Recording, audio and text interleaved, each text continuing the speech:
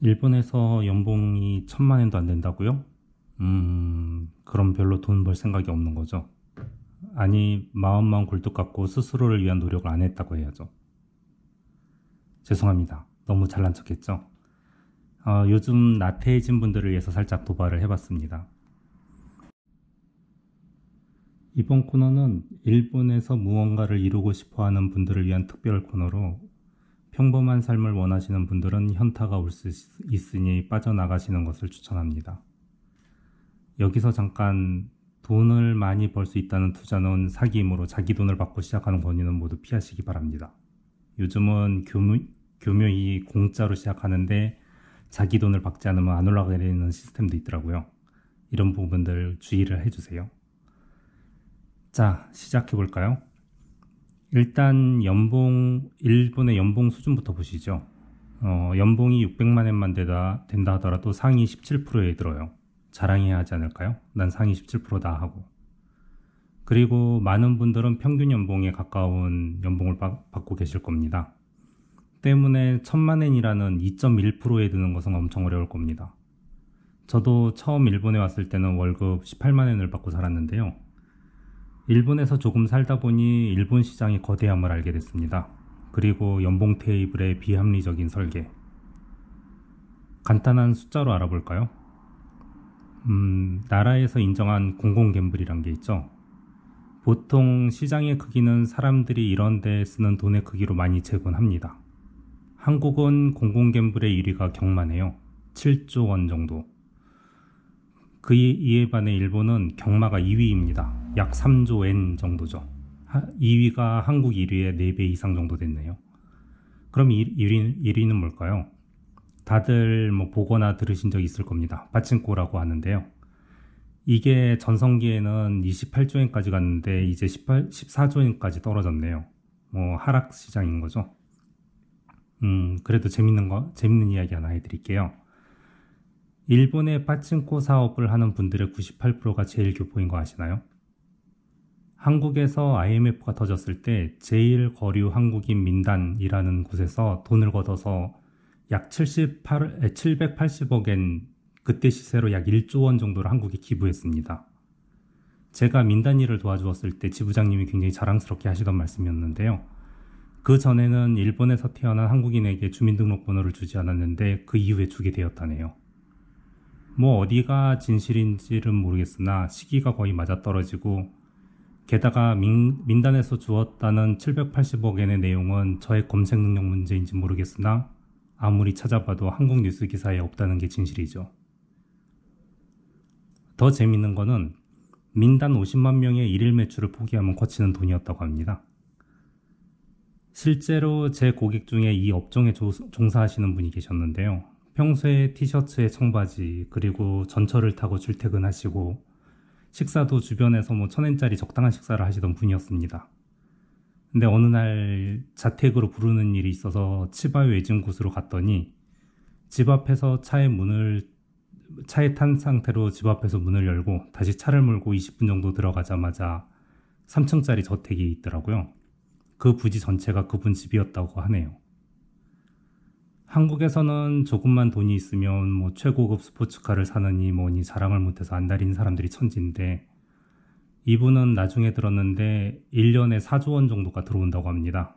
정말 부자는 내색도 안 하고 사는 것 같아요. 이런 얘기를 하면 또 재미난 이야기들이 되게 많지만 다음 기회에 다시 하기로 하고,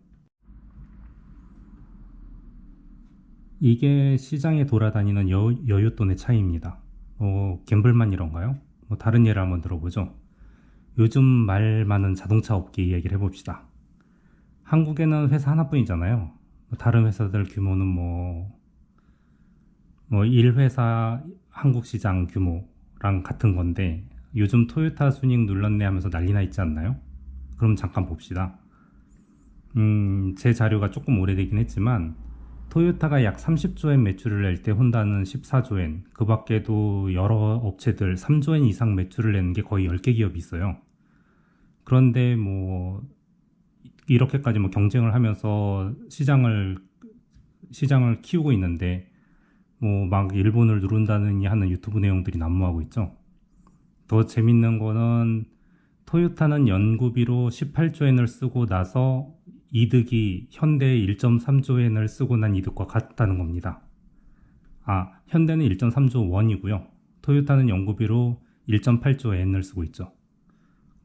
10배가 넘는 연구비를 쓰고 있는데 급발진이나 차량 화재 잡는 연구라던가 뭐 유가족 보상 등에는 기를 쓰고 안 쓰면서 이득을 얘기하는 게 좋은지 모르겠습니다. 뭐 이런 걸로 1, 2등 다투면 뭐합니까? 내가 필요한 시장의 크기를 알고 거기에 내 몫이 얼마인지 알아야죠. IT 시장을 봅시다. 작년 한국의 IT 아웃소싱 시장이 드디어 10조에 육박했습니다. IT 아웃소싱이 아니죠. 국내 IT 서비스 시장이죠. 뭐 축하를 해야 되는 내용인데요. 이 중에 4조 원 정도가 IT 아웃소싱 시장이고요. 대부분의 개발자 IT 엔지니어들이 받고 있는 연봉이 거의 이 시장에서 나온다고 보시면 됩니다. 일본의 IT 아웃소싱 시장을 볼까요? 거의 4조엔 규모네요. 10배 정도 생각하면 되겠죠. 여기서 간과한 게 한국의 IT 아웃소싱의 94%는 대기업과 공공기관의 발주입니다. 즉 소형 영세업자가 들어가기 힘든 영역이죠. 그에 반해 일본 대기업 공공기업의 발주는 약 40% 정도 된다고 합니다. 그럼 여기서도 또 계산을 하게 되면 지금 우리가 바라볼 수 있는 시장의 크기는 더욱더 달라지게 되죠. IT 엔지니어 분들 혹하지 않나요? 하지만 급여만 따지면 그렇게 재미는 없습니다. 시장은 이렇게 큰데 1인당 급여는 한국이 현재 더 많습니다. 한국이 IT 버블이거든요. 그럼 이 많은 돈은 도대체 누구 주머니로 들어갈까요? 그렇죠. 일본은 이 구조에서 얼마나 고객과 계약을 잘하고 외주를 적게 주느냐가 굉장히 큰 이슈가 됩니다. 고객을 하나 잡아서 250만 엔에 계약했다 합시다. 그러면 고객은 250만 원을 줬지만 내가 다른 사람을 써서 100만 엔 주고 150만 엔을 먹어버리면 난 150만 엔을 그냥 먹지만 열심히 나를 위해 일해준 사람은 100만 엔 받고 만족해 하겠죠. 그 사람이 바로 연봉 1200만 엔짜리 연봉이 됩니다. 사실 일 소개해준 사람이 더 많이 버는데. 그런데 많은 유튜브를 보면은 뭐 월 36만 엔이라던가 뭐 테두리 29만 엔이라던가 뭐 이런 얘기들 되게 많이 하잖아요. 사실 대부분 이게 현실이고요. 많은 사람들이 이 선에서 생활을 하고 있습니다. 뭐 아까 보여드렸던 통계에서도 보셨죠? 여유 있는 사람들이 굳이 유튜브로 자기 수익을 공개하거나 자기 수익원을 까발릴 이유가 없으니 그런 알짜 정보가 나오지 않는 거죠. 자, 여기에 여러분이 IT 기술이 굉장히 좋다고 칩시다. 그런데 영업을 못한다고 합시다. 그렇다고 하더라도 자기의 시간과 노력을 충분히 활용하면 한 번에 두탕 세탕 뛸 수 있지 않을까요? 어딘가 취직해서 정사원으로 월급 50만 엔 받았다 칩시다. 손에 떨어지는 건 아마 34만 엔 정도일 겁니다. 그런데 이걸 외주계약의 형태로 3건을 띄면 150만 엔이 들어오고 거기서 세금을 제하면 단순 계산만 해도 102만 엔이 들어오게 됩니다. 투잡 금지 아니냐고요? 일본에 있는 한국 기업들은 투잡 금지가 맞습니다. 그런데 기본적으로 일본 기업은 투잡 금지를 내리지 않습니다. 아무리 사규에 적어놔더라도 법은 노동자 편이거든요. 국가 시스템을 한번 생각해보죠. 개인이 죽도록 일해서 돈을 많이 벌면 세금을 많이 내야 되니까 나라가 좋은 거 아닌가요? 나라가 투잡을 막을 이유가 전혀 없어요. 기업은 투잡으로 인한 정보 유출이나 자기네 회사의 노력을 뺏긴다 생각해서 투잡을 막는 것 같은데, 그러면 그 회사에서 정의한 시간만 일하면 되는 거 아닌가요? 왜 개인 시간까지 뽑아먹으려고 작정한 사규처럼 보이죠? 얼마 전 코로나로 아나항공에서 본봉을 낮추고 근무 시간을 줄일 테니 투잡을 적극 장려하기도 했습니다. 이런 식으로 일본 같은 경우는 한국과는 좀 다른 시장 상황이라고 보시면 될 것 같고요. 만약 이렇게 투잡, 쓰리잡 하면서 일을 받다가 또 마음 맞는 친구들과 같이 일을 받고 그렇게 되면 팀 단위로 일을 받을 수 있게 되죠. 그러면 더더욱 조직적으로 수익을 최적화할 수가 있고요. 한국에서도 좀 있는데요. 코프라는 거 아시나요? 한국에서는 택시기사들끼리 모여서 회사를 설립해서 택시 기사들끼리 모여서 회사를 설립해서 그 기사들이 오너가 되는 택시 회사가 있습니다. 그러니까 택시 회사 자체가 수익이 나면 다시 오너들끼리 나눠 가지는 협동조합의 개념인 거죠. 이런 걸 일본에서는 IT에서도 자유롭게 할 수 있는 나라가 일본이고, 이 엄청난 시장에 뛰어들면 그만큼 경쟁력이 있는 일도 가져올 수가 있습니다. 혹하지 않나요? 혹하신 분들은 중에 일본에서 일하고 계신 분들이나 한국에서 일본으로 넘어오시려는 분들이 있으면 연락을 주세요.